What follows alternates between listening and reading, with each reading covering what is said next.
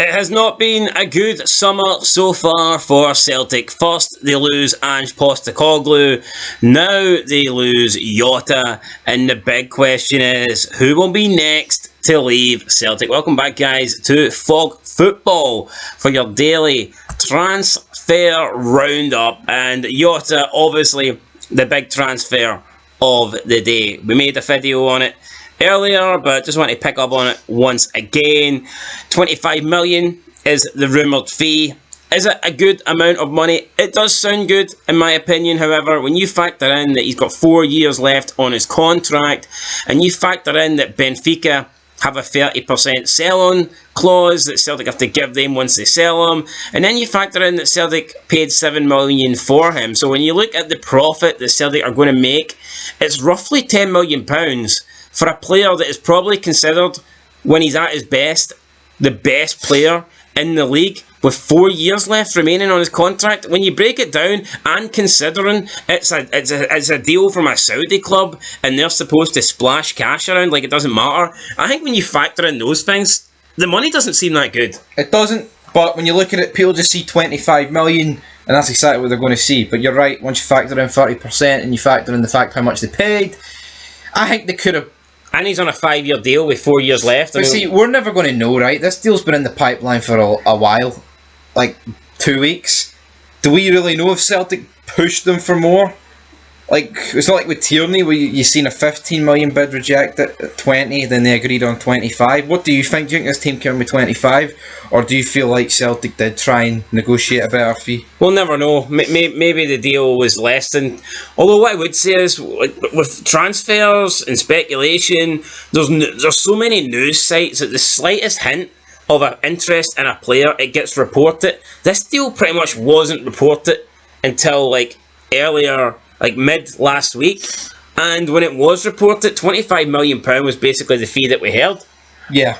You'd think that if this team did come in with a smaller offer, someone would have been reporting it like, oh, Al Ittihad, £15 million bid for you. That didn't happen. It was 25 million, then that seemed to be it. No further news. So who knows? Maybe £25 million was the original amount. And there is speculation that Kyogo could be on his way out. He says he wants to keep playing for Celtic as long as possible, but he did concede that no one knows the future, and there is a lot of transfer speculation going around regarding Kyogo.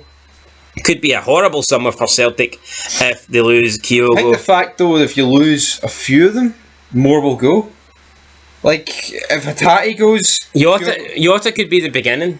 Jota even could start like a landslide of players leaving Celtic. But I feel you're right. I think especially with the Japanese boys, I feel like if one of them goes, the others might follow. Potentially. So we'll see what happens there, but let's talk about who Celtic could be bringing in. So they were interested in South Korean winger Yang Hyung-Jun, who plays for Gangwon in South Korea. However, the club that are facing relegation pretty much says that they will not sell him till the end of the season.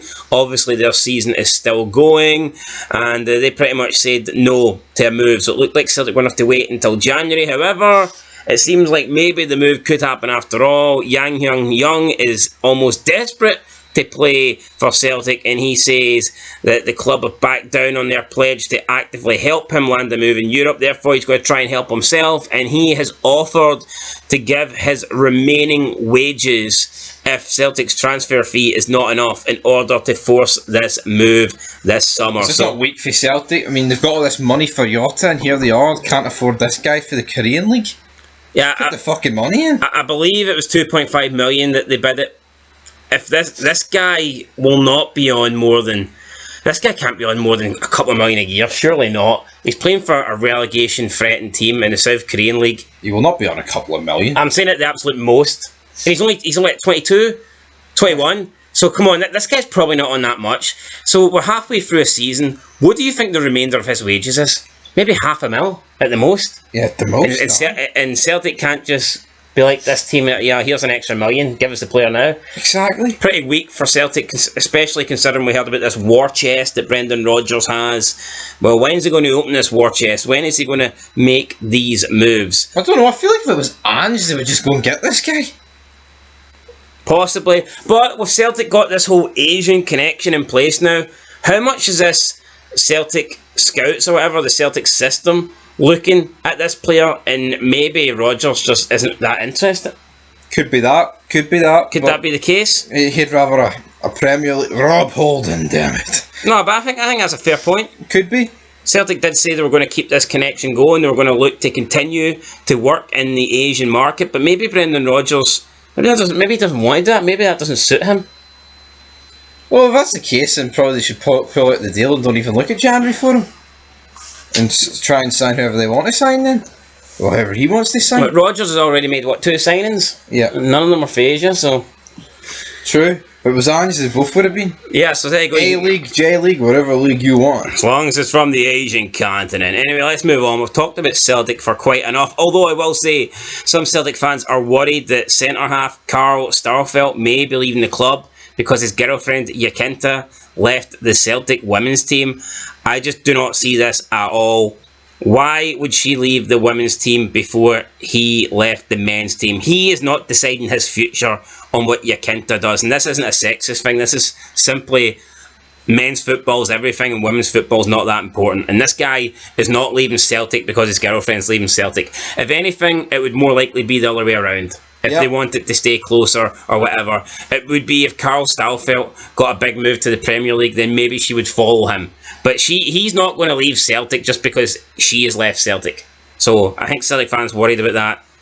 Yeah, no, you're right. It's not like, I mean, she might get a move to the Premier League. It's like, it's England, Scotland. It's not like you're going from Scotland to Russia. I mean, unless it means Carl Starfelt, has already agreed a deal or he's got plans to leave, we don't know. But I mean, even if he is going to England, it's not exactly long distance, especially with footballers, with the money they've got. I mean, it's not that big of a deal. Carl Starfelt could have multiple homes.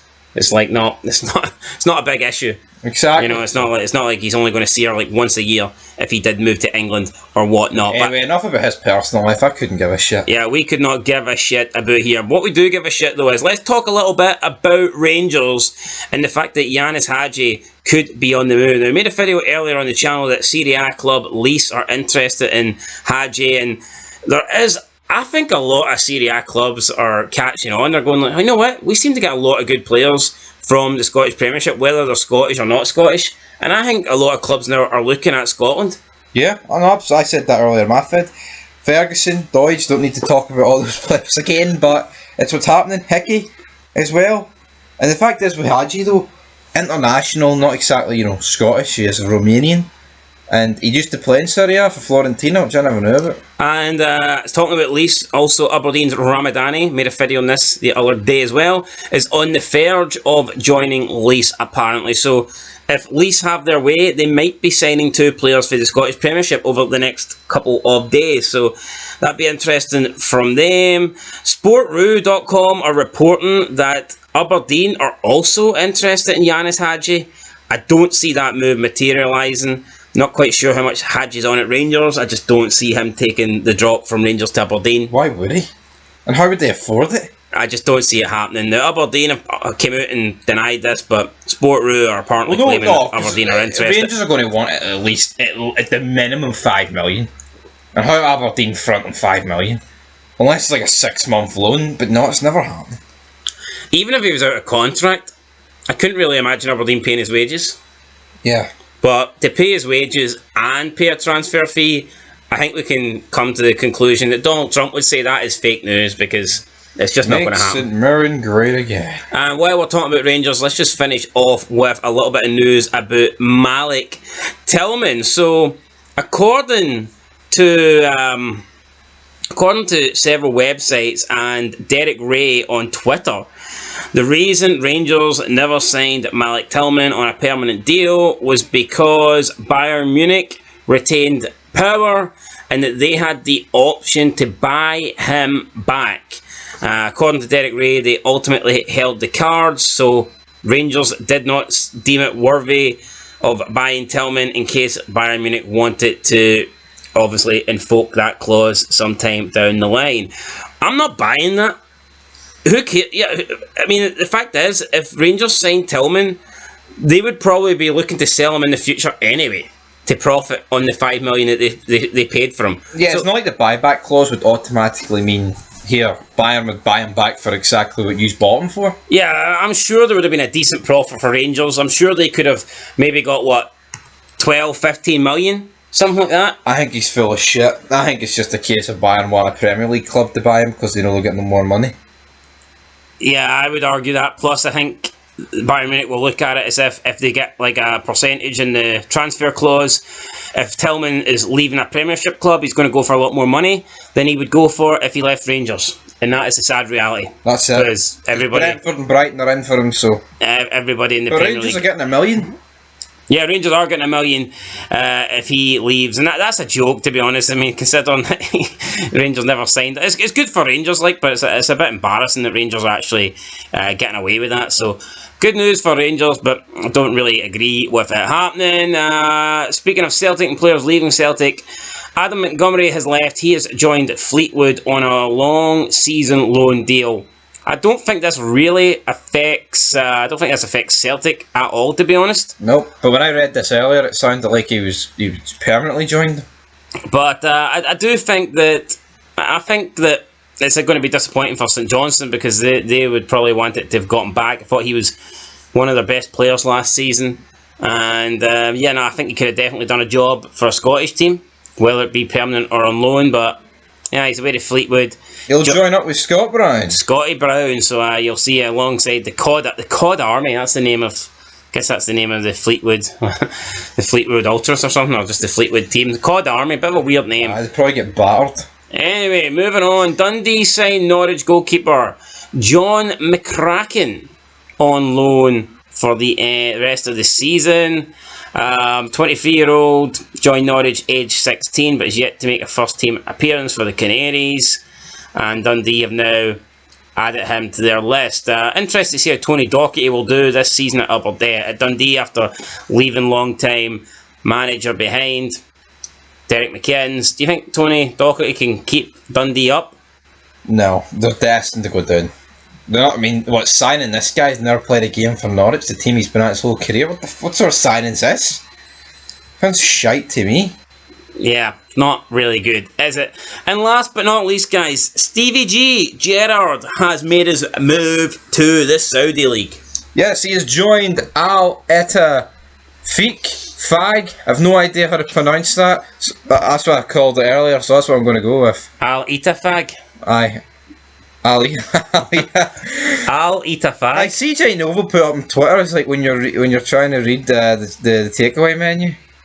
So that must be what he meant. Well. It was Gerard reading it out because Gerard was trying to speak Arabic or whatever. So yeah, Ali Afag, that's what he's joined. Could this? I mean, we've seen links with. That's a wee bit controversial for you. CJ Nova. I'm surprised he did that. I was trying to hit the fucking tweet button. Probably thought he was a madman. He probably did. Gerard though. Could he take any Rangers players? Could he take any Aston Villa players? I've seen that he's linked with Aubameyang and Henderson, so looks like it's just a retirement home. But we'll only wait and see. You know what? If he takes Glenn Kamara for 20 million off of Rangers' hands and proves my point, I'll take it all day long. Well, we'll see if that happens or not. Will Glenn Kamara be the £20 million man? And I tell you what, honestly, see if Gerard claims he loves Rangers and it's got a place in his heart. He could help Rangers out massively. He could go to this team and just sign a bunch of Rangers players overpriced. Oh, see Scott Wright, Saudi Prince, he is the fucking man. He's better than Jota. If Jota went for 25 million, we're going to pay 30 for Scott Wright here because he is the fucking man. I'm sure that could happen if Gerard wanted it to, but I mean, he probably wants to do well as his next managerial job. I doubt he wants to get sacked again, so I would not recommend spending that million. I'm not even joking, right? But I think there's a good possibility that Rangers and Celtic could exploit this Saudi League in a way. If you've got a relationship, if you sell the young players to them, see the way Rangers got Ramsey in on big wages? Mm-hmm. There's no reason why you couldn't loan some big players to Rangers and Celtic if they've had enough of the Saudi League in 2 years' time. Like older players. What, like a Ruben Neves? No, he's not old. Like a Kante? Koulibaly? But potentially. Is that completely out the question? But why would the Saudis want these players and be happy paying their wages if they're playing for teams in Scotland? No, because I'm saying maybe in 2 years into a 3-year deal, they come out of favour and no, I want to try something different. And obviously, Celtic sold us Hitaru and Jota. We'll throw them a wee bone by giving them Koulibaly sort of thing. No, I get what you're saying, like, but I think that if they knew the player wanted to leave rather than just loaning them out for the last season, they'd probably rather try and recoup some money for them. I recoup some money. They're sitting on fucking trillions. Now, when you first mentioned it, what I thought you meant was that maybe Scottish Premiership could become a feeder league for the Saudi league. I think it'll become that. And I think that's more realistic. I think that maybe Rangers, Celtic, and other teams in Scotland could just look to sell off their best players to the Saudi league and maybe get more money than it would for teams down south pay. So I think that's an option. We'll wait and see. I'm pretty sure Saudis would have paid a lot of money for John McGinn back in 2017. Absolutely. No, but you're right. I don't see a Premier League club or any team in Europe that would have paid 25 million for Jota. I'm sorry, I don't. That's not saying Jota's not good enough. I just don't think... I think the negotiations would have took a lot longer than like 4 days. Personally, that's my opinion. Whereas the Saudis have basically just seen the Celtic like, shut up, give us our man, here's your money. Take my money. There you go, guys. That's it. That's the end of the video.